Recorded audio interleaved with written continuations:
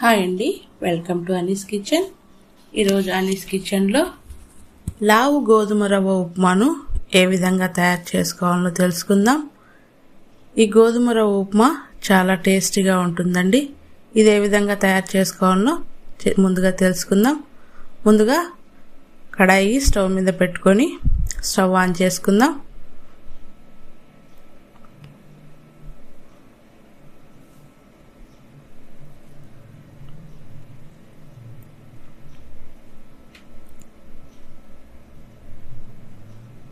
కడాయి heat అయిన తర్వాత ఇందులో కొద్దిగా ఆయిల్ వేసుకుందామండి.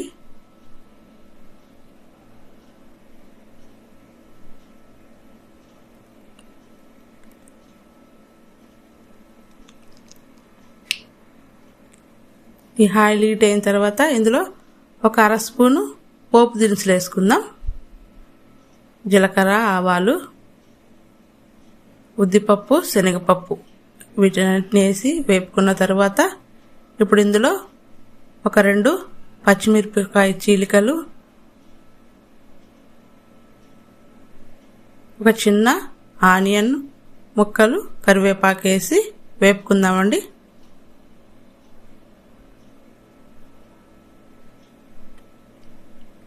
ఈ విధంగా ఆనియన్, పచ్చిమిర్చి వేగిన తర్వాత ఇప్పుడు ఇందులో ఒక చిన్న క్యారెట్ను ఈ విధంగా ముక్కలుగా చేసుకొని ఇందులో వేసుకుందాం.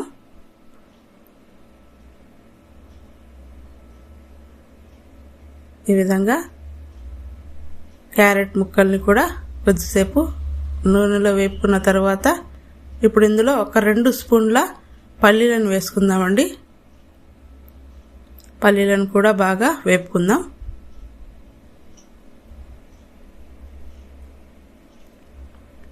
ఈ విధంగా వేపుకొని మూత పెట్టి 1 నిమిషం బాగా మగ్గిద్దామండి. ఈ విధంగా క్యారెట్ ఆయిల్లో మగ్గిన తర్వాత ఒకసారి కలుపుకొని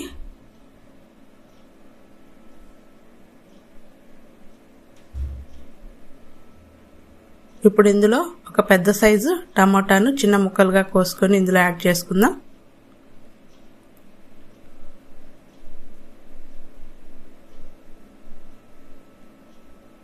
టమాటాను 1 నిమిషం అట్లా వేపిన తర్వాత ఇప్పుడు ఇందులో ఒక చిటికెడు పసుపు,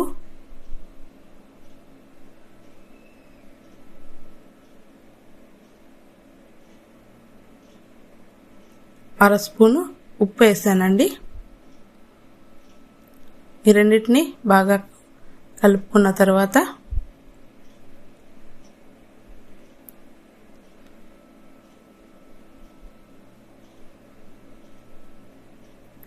మూత పెట్టి చిన్న మంట మీద ఒక 2-3 నిమిషాలు టమాటా మగ్గేంత వరకు మగ్గిద్దాం.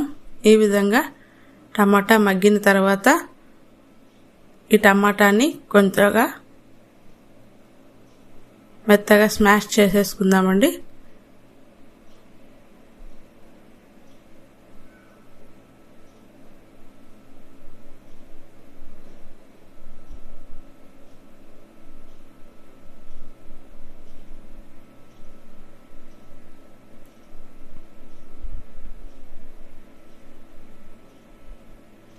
ఈ విధంగా వేపుకున్నటువంటి ఈ మసాలాలో ఇప్పుడు నేను ఇక్కడ ఒక గ్లాసు లావు గోధుమ రవ్వ ఉప్మా తీసుకున్నానండి. ఇది ఏ సూపర్ మార్కెట్లో అయినా ఈజీగా దొరుకుతుంది.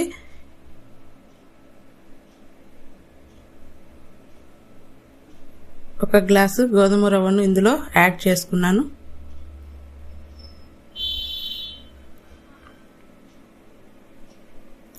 ఈ గోధుమ రవ్వ కొద్దిసేపు ఈ ఆయిల్, ఈ మసాలాలో బాగా వేపుకున్నాం.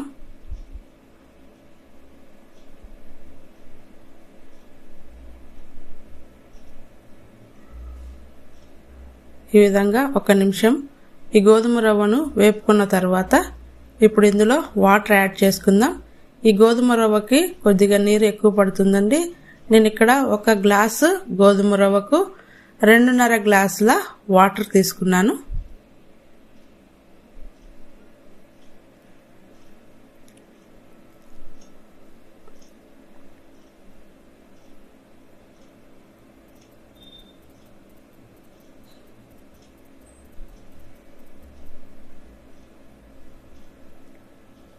ఈ విధంగా వాటర్ యాడ్ చేసుకొని ఇప్పుడు ఉప్పు రుచి చూద్దామండి. ఉప్పు సరి చూసుకొని ఉప్పు యాడ్ చేసుకుందాం.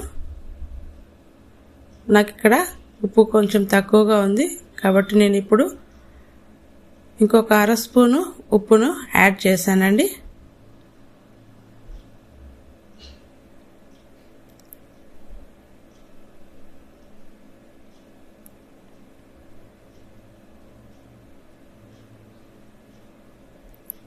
ఈ విధంగా ఉప్పు వేసిన తర్వాత మూత పెట్టి కొద్దిసేపు ఉడకనిద్దాం. ఈ విధంగా ఉడుకుతున్నటువంటి సమయంలో మూత తీసి ఒకసారి ఈ ఉప్మాని బాగా కలుపుకుందామండి.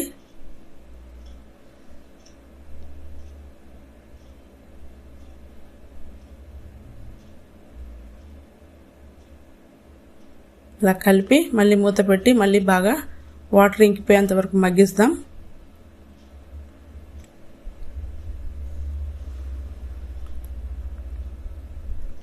మధ్య మధ్యలో మూత తీస్తూ ఉప్మా అడుగంటకుండా కలుపుతూ ఉండాలండి. గోధుమ రవ్వ కాబట్టి అడుగంటుతుంది కాబట్టి మధ్య మధ్యలో మూత తీస్తూ నీళ్ళన్నీ పూర్తిగా ఇంకిపోయేంత వరకు ఈ ఉప్మాను మధ్య మధ్యలో మూత తీస్తూ కలుపుతూ ఉండాలి.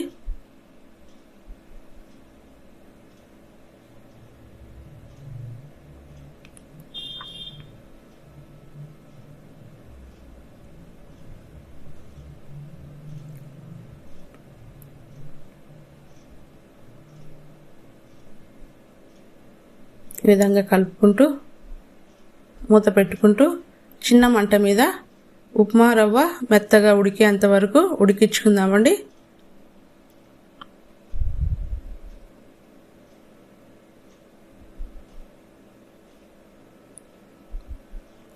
సరే, ఈ విధంగా వాటర్ పూర్తిగా ఇంకిపోయింది.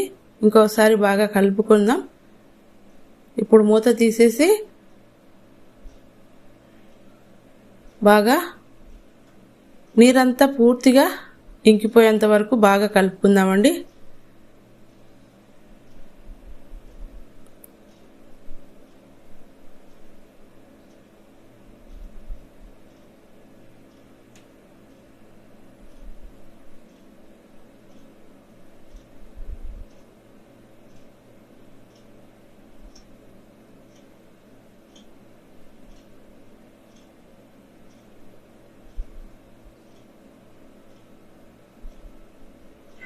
ఈ విధంగా ఉప్మాను పూర్తిగా నీరంతా ఆవిరైపోయేంత వరకు ఉప్మాను మధ్య మధ్యలో కలుపుతూ ఉండాలి. ఎందుకంటే ఇది అడుగంటిపోతుంది కాబట్టి జాగ్రత్తగా ఈ టైంలో జాగ్రత్తగా కలుపుతూ ఉండాలండి.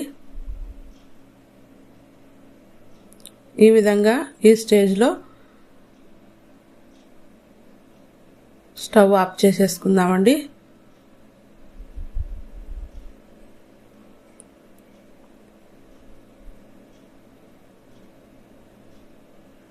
స్టవ్ ఆఫ్ చేసి ఒక 2 నిమిషాలు అలా వదిలేస్తాం. ఏమన్నా తేమ ఉంటే ఆరిపోతుంది. ఈ విధంగా 2 నిమిషాల తర్వాత చూసారా ఎంతో పొడి పొడిలాడే గోధుమ రవ్వ ఉప్మా రెడీ అయిపోయిందండి. ఇప్పుడు దీనిని ఒక సర్వింగ్ బౌల్లోకి తీసుకొని సర్వ్ చేసుకుంటే ఎంతో టేస్టీ అయినటువంటి లావు గోధుమ రవ్వ ఉప్మా రెడీ అయిపోయిందండి. నచ్చితే ఒకసారి మీరు కూడా ట్రై చేసి చూడండి. చాలా రుచిగా ఉంటుందండి. మీరు కూడా ట్రై చేసి చూడండి. నచ్చితే లైక్ చేయండి, షేర్ చేయండి, సబ్స్క్రైబ్ చేసుకోండి. Thank you for watching.